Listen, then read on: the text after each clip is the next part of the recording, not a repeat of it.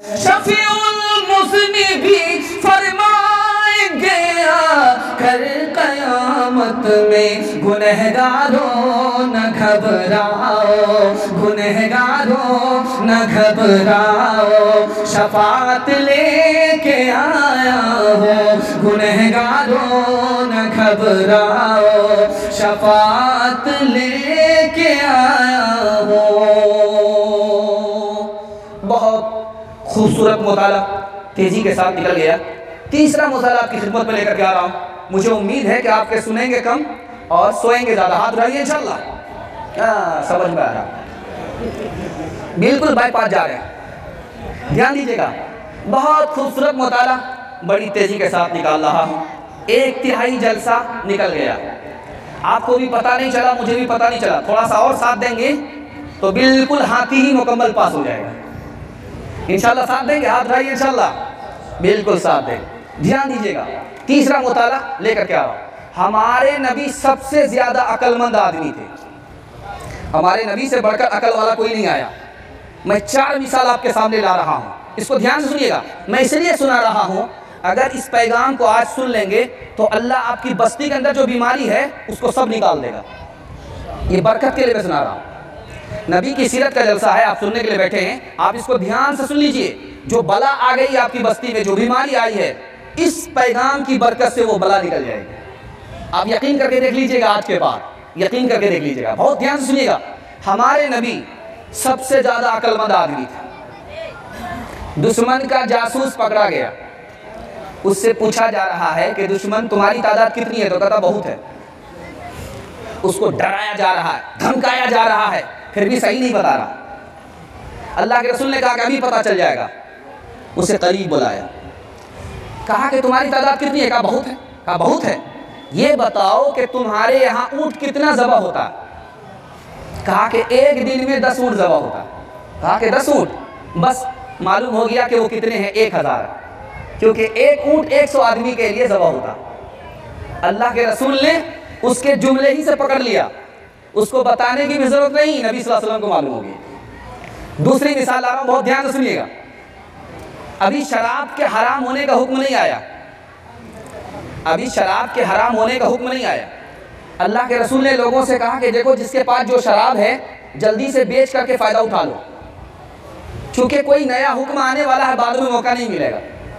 थोड़े ही दिन के बाद हुक्म आया कि शराब हराम है। जिसने बेच करके फ़ायदा उठा लिया वो तो खुश रहा, और जो जल्दी से बेच करके शराब की कीमत से फ़ायदा नहीं उठाया, वो अफसोस करने लगा। तीसरी मिसाल ला रहा हूँ, बहुत ध्यान से सुनिएगा। एक पड़ोसी आया, कहने लगा, या रसूल अल्लाह, मेरा पड़ोसी हमको बहुत सताता है। कहा एक काम करो, हमेशा नजात मिल जाएगी। तुम्हारा पड़ोसी तुमको सताता है, तुम्हारा पड़ोसी तुमको सताता है, एक काम करो, हमेशा के लिए नजात मिल जाएगी। घर का सारा सामान निकाल करके सड़क पर रख दो। कहा या रसूल अल्लाह, इससे क्या होगा? कहा कि देखो ना, तुम्हारा मसला हल हो जाएगा, तुम्हारा पड़ोसी कभी नहीं सताएगा। घर का सारा सामान निकाल करके जब सड़क पर वो रखने लगा तो लोगों ने कहा कि भाई क्यों? तो कहा कि पड़ोसी से परेशान थे, नबी से मशवरा किया था, नबी ने कहा सारा सामान घर का खाली करके सड़क पर रख दो। अब वो जल्दी से पड़ोसी जो सताता था वो दौड़ा दौड़ाया, माफ़ी मांगने लगा कि भाई हमको रुसवा मत करो, पूरी बस्ती में मैं बदनाम हो जाऊंगा। आज मैं तुम्हारे सामने वादा करता हूं कि कभी तुमको नहीं सताऊंगा। चौथी मिसाल आ रही है, इसको बहुत ध्यान से सुनिएगा। हमारे नबी बहुत अक्लमंद आदमी थे। एक आदमी आया, कहा कि मैं इसको कत्ल करना चाहता हूँ, मेरे आदमी को इसने मारा। कहा कि भाई कीमत ले लो, इसको माफ़ कर दो। कहा मैं कीमत भी नहीं लूँगा। कहा कि माफ़ कर दो। कहा मैं इसको माफ़ भी नहीं करूँगा। कहा फिर क्या करना चाहते हो? कहा मेरे आदमी को मारा है, मैं इसको मारूंगा। अल्लाह के रसूल ने कहा कि जाओ ले जाओ। उसके रिश्तेदार को बुलाया, कहा कि जिस आदमी को ये ले गया है कत्ल करने के लिए, अगर कत्ल कर देगा तो कातिल और वो दोनों बराबर हो जाए, कातिल और वो दोनों बराबर हो जाए। जब उसने सुना तो फौरन छोड़ दिया। असल में नबी सल्लल्लाहु अलैहि वसल्लम ये चाहते थे कि अगर कातिल ने कत्ल किया, एक बार गलती किया है तो कीमत ले लो, अगर कीमत नहीं लेना चाहते तो माफ़ कर दो। अल्लाह तुमको माफ़ करेगा, तुम इस पर रहम करोगे, अल्लाह तुम पर रहम करेगा। अल्लाह के रसूल ने दिमाग लगाया, दिमाग से वो आदमी जो कीमत लेने के लिए तैयार नहीं था, माफ़ करने के लिए तैयार नहीं था, माफ़ कर। आखिरी मिसाल ला रहा हूँ, बहुत ध्यान से सुनिएगा। मुल्ला दो प्याजा का मुनाजरा हो गया शिया से। शिया ने कहा कि इशारे में मुनाजरा होगा। शिया ने 1 उंगली दिखाई, मुल्ला दो पियाजा ने 2 उंगली दिखाई, उसने 5 उंगली दिखाई, मुल्ला दो पियाजा ने मुक्का दिखाया, उसने अंडा दिखाया, मुल्ला दो पियाजा ने प्याज दिखाया, मुनाजरा खत्म हो गया। शिया कहता है कि वो जीत गया, मैं हार गया। बोला कि भाई समझ में तो नहीं आया कि तुमने 1 उंगली दिखाई, उसने 2 उंगली दिखाई, तुमने 5 उंगली दिखाई, उसने मुक्का दिखाया, तुमने अंडा दिखाया, उसने प्याज दिखाया, क्या मतलब हुआ? का मतलब ये था कि मैंने 1 उंगली दिखाई, मतलब ये था कि खुदा को मानना पड़ेगा। उसने 2 उंगली दिखाई कि खुदा ही को मानने से काम नहीं चलेगा, उसके रसूल को भी मानना पड़ेगा। जब मैंने 5 उंगली दिखाई, हसन, हुसैन, अली, फातिमा, मोहम्मद सबको अलग अलग मानना पड़ेगा। उसने मुक्का दिखाया, ये सब अलग नहीं है, सब एक है। मैंने जब अंडा दिखाया तो मेरा मतलब ये था कि ये दुनिया अंडे की तरह गोल है। उसने प्याज दिखाया कि अंडे की तरह नहीं है, प्याज की तरह है, छिलके पर छिलका है, छिलके पर छिलका है, छिलके पर छिलका है, आसमान पर आसमान है, आसमान पर आसमान है, ज़मीन पर ज़मीन है, ज़मीन पर ज़मीन। मैं हार गया और वो जीत गए। अब मुल्ला दो पियाजा से पूछा गया कि उसने 1 उंगली दिखाई, आपने 2 उंगली दिखाई, उसने 5 उंगली दिखाई, आपने मुक्का दिखाया, उसने अंडा दिखाया, आपने प्याज दिखाया, क्या मतलब था? कहा कि जब उसने 1 उंगली दिखाई तो मैंने सोचा कि मेरी 1 आँख फोड़ेगा। मैंने कहा कि बेटा मैं तुम्हारी दोनों आँख फोड़ दूंगा। जब उसने 5 उंगली दिखाई तो मैंने सोचा कि तमाचा मारेगा। मैंने कहा तू क्या तमाचा मारेगा, मैं तुम्हें घुसा मारूं। जब उसने अंडा दिखाया तो मैंने समझा कि वो डंडा मारेगा, तो मैंने कहा कि तेरे अंडे को मैं प्याज में तल करके खा जाऊंगा। मेरा कायद है वो जिंदगी, पैगाम था जिसका, सदाकत जात थी जिसकी, अमानत नाम था जिसका, वो रफ्ता रफ्ता जिसने काम को मंजिल अता कर दी, कली आगाज था जिसका, चमन अंजाम था जिसका, जो राज अभी तक खुल न सका बाबे खिरद से दुनिया में, वो राज इशारों में हमको बतला दिया कमली वाले ने। जो लोग जरा सी बातों पर सदियों जंगे किया करते थे, प्यारो मोहब्बत से रहना सिखला दिया कमली वाले ने। इंशाअल्लाह भाई से बात नहीं करेंगे चाहे साल गुजर जाए, हाथ उठाइए इंशाअल्लाह। पड़ोसी से बात नहीं करेंगे चाहे साल गुजर जाए, हाथ उठाइए इंशाअल्लाह। जनाजा नहीं पढ़ेंगे, हाथ उठाइए इंशाअल्लाह। हाँ अभी तक उल्टा ही हाथ जा रहा है। चौथा मुद्दा ला रहा है, बहुत ध्यान से। मैं तो चाह रहा था कि इसको यही खत्म कर दूं और आगे जवान के लिए पैगाम सुनाऊं, औरतों के लिए पैगाम सुनाऊं, बच्चों के लिए सुनाऊं, लेकिन बरकत के लिए सीरत का जलसा मुकम्मल ही कर देता हूं। आप लोग मुकम्मल सुनने के लिए तैयार हैं? दोनों हाथ उठाइए इंशाअल्लाह, फिर उठाइए इंशाअल्लाह। आधा सुनेगा आधा नहीं सुनेगा, हाथ उठाइए इंशाअल्लाह। ये बच्चा जल्दी से समझा, डिस्क ब्रेक मारा। ध्यान दीजिएगा, नबी सल्लल्लाहु अलैहि वसल्लम के फैसले सुनाने के लिए जा रहा हूं। दूध का दूध, पानी का पानी, कौन इंसाफ करता था? हमारे नबी करते थे। दूध का दूध, पानी का पानी, मुंह देख करके फैसला नहीं किया था। 4 नमूने मैं आपको देने के लिए जा रहा हूं, ध्यान से सुनिएगा। एक बच्ची के बारे में अल्लाह के रसूल ने ऐलान किया, कौन इसकी परवरिश करेगा? एक आदमी आया, मैं करूंगा, मैं करूंगा, मेरे चचा की ये लड़की है और मेरी बीवी इसकी खाला है। दूसरा आदमी बोला, ये मेरे चचा की लड़की है, मैं इसकी खिदमत करूंगा, परवरिश करूंगा। तीसरा आदमी बोला, ये मेरी भतीजी है, मेरे भाई की लड़की है, मैं इसकी खिदमत करूंगा। 3 आदमी का दावा है, एक बच्ची है। 3 आदमी का दावा है एक बच्ची को पालने के लिए। हमारे नबी का फैसला देखिए। उस आदमी को वो बच्ची हवाले किया जो उसकी बीवी की खाला थी।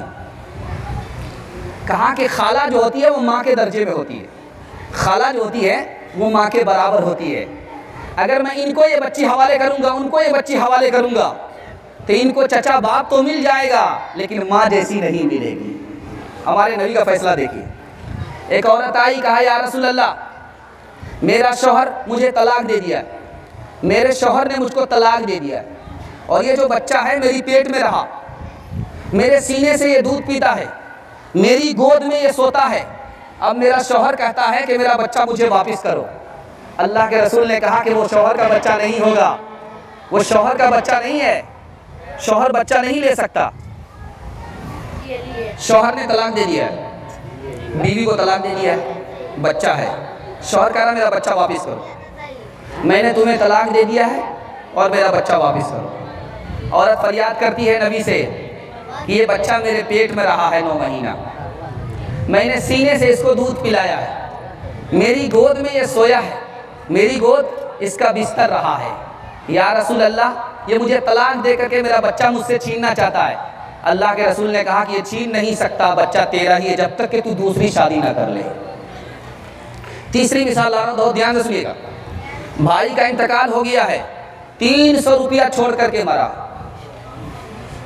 300 रुपये छोड़ करके मरा, और भाई का क्या इरादा हुआ कि इसको यतीम बच्चे के लिए रख लेते।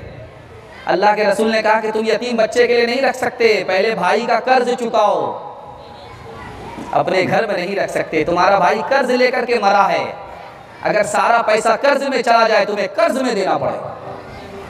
चौथी मिसाल ला रहा हूँ, बहुत ध्यान से सुनिएगा। मक्का फतह हुआ है, हजरत अली ने कहा कि ये चाबी मुझे दे दीजिए। मक्का फतह हुआ है, हजरत अली ने कहा या रसूल अल्लाह ये चाबी मुझे दे दीजिए। अल्लाह के रसूल ने कहा ये चाबी पहले किसके पास थी? कहा कि हजरत उस्मान के पास थी।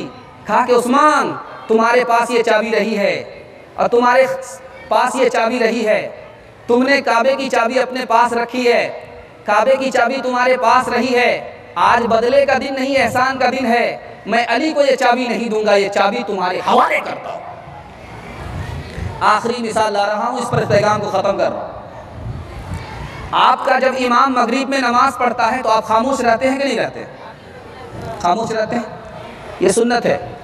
आपका इमाम मगरिब में नमाज पढ़ाए, इशा में नमाज पढ़ाए, मुस्लिम की हदीस है इज़ा क़रा अल इमाम फ़ानसितू, जब तुम्हारा इमाम तिलावत करे तो तुम खामोश हो जाओ।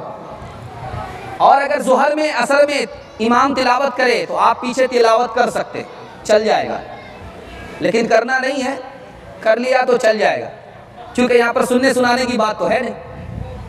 लेकिन अगर मगरिब में, इशा में और फजर में आपका इमाम तिलावत करे तो आपको पीछे खामोश रहना। खामोश रहेंगे? अगर खामोश नहीं रहेंगे, आप भी तिलावत करेंगे, आपका इमाम भी तिलावत करेगा, तो फिर सुनेगा कौन? सुनना भी तो है। इमाम मुस्लिम कहते हैं कि जब इमाम तिलावत करे तो आपको पीछे खामोश रहना।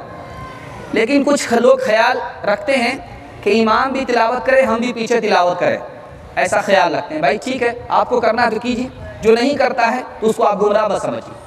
आपको करना है कीजिए, लेकिन जो तिलावत नहीं करते हैं, इमाम के पीछे खामोश रहते हैं, उसको आप गुमराह मत बताएं। तो हुआ ये कि एक आदमी कहता है कि ये जो हनफी लोग हैं जो इमाम के पीछे तिलावत नहीं करते, ये गुनाहगार लोग हैं।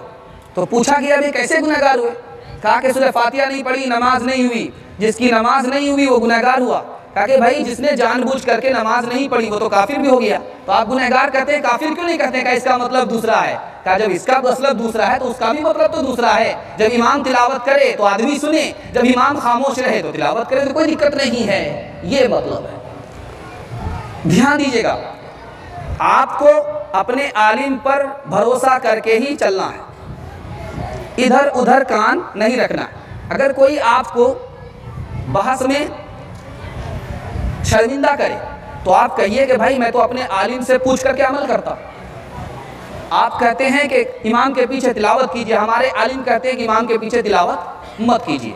आपको बहस नहीं करना है, इंशाअल्लाह अमल करना है, क्योंकि वो अपने हिसाब से अमल कर रहा है, आपको अपने हिसाब से अमल करना है। वो अपने आलिम से पूछ करके अमल करता है, आपको भी अपने आलिम से पूछ करके अमल करना है। मसले मसाइल में झगड़ा नहीं करना है, बल्कि जानकारी हासिल करनी है। अभी मुझे सुन करके बड़ा अफसोस हुआ कि यही जलसा है, जलसा हो रहा है, एक ही बस्ती का जलसा है, एक ही मोहल्ले के लोग सुन रहे हैं, लेकिन बीच में ऐसा माहौल पैदा हो गया, लगता है कि आपस में मुसलमान लड़ जाएंगे, आपस में मुसलमान लड़ जाएंगे, मर जाएंगे, कट जाएंगे। याद रखिए, आपने किसी मुसलमान का दिल तोड़ा, दूसरे मुसलमान को खौफ में मुब्तला किया, आप गुनहगार होंगे। और कितना बड़ा गुनहगार होंगे, काबे को ढाने के बराबर आप गुनहगार होंगे। इंशाअल्लाह मोहब्बत से पेश आएंगे, झगड़ा नहीं करेंगे, मिलजुल कर करेंगे, हाथ उठा दिए इंशाअल्लाह। शौक़ो नियाज़ो इश्क़ के, शौक़ो नियाज़ो इश्क़ के सांचे में ढल के आ, ये कोचे हबीब है पलकों पे चल के आ, ये कोचे हबीब है। उम्मत के औलिया भी अदब से है दम बखुद, ये बारगाह सरवरे दी है संभल के आ। सोज़ो तपिश ज़ख़्म में अगर चाहता है तो, इश्क़े नबी की आग में, इश्क़े नबी की आग में ताइब पिघल के आ, इश्क़े नबी की आग में। इसी तरह का बयान और हम्दुन्नात अगर आप सुनना चाहते हैं तो सबसे पहले हमारे चैनल को सब्सक्राइब करें, लाइक करें और अपने दोस्तों में भी इस वीडियो को शेयर करें। फिर हम मिलते हैं एक और वीडियो के साथ, इजाज़त दीजिए, खुदा हाफिज़।